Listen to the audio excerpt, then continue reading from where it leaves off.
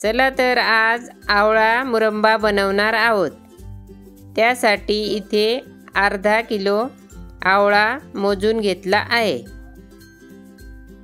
सर्वप्रथम आता आपण आवळा किसून घ्यायचा आहे। इथे पाहू शकता तुम्ही आवळा किसून झालेला आहे। आता आपण त्यासाठी लागणारे गूळ पण मोजून घेऊ। इथे अर्धा किलो गूळ घेतलेला आहे, 500 ग्रॅम।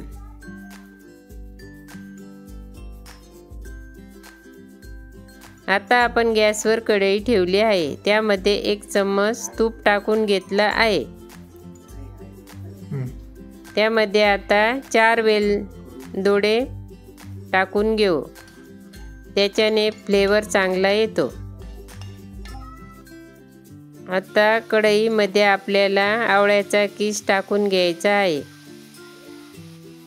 तो तुपात चांगला परतून घेऊ।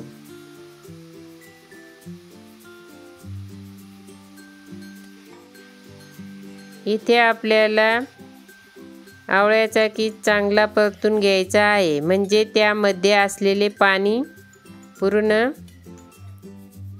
आटून जायला पाहिजे।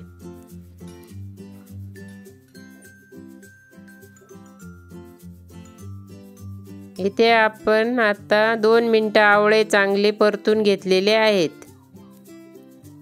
इथे बघू शकता पाणी पूर्ण आटलेले आहे। आता आपण त्यामध्ये गूळ टाकून घेऊ। गूळ पण आपल्याला चांगले मिक्स करून घ्यायचं आहे। साधारणतः 20 मिनिटापर्यंत आपल्याला हे चांगलं परतून घ्यायचं आहे।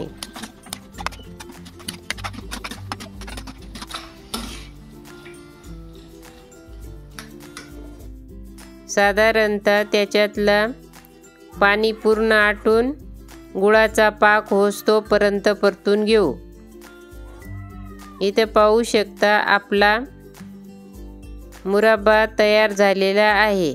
इथं आपण आता पाक चेक करू। इथं आपलं 1 तारी पाक झालेला आहे, म्हणजेच आपला मोरावळा तयार आहे। इथे आपण आता मोरावळा एका बाउलमध्ये काढून घेऊ। एकदम सुंदर झालेला आहे आपला आवळा मुरंबा।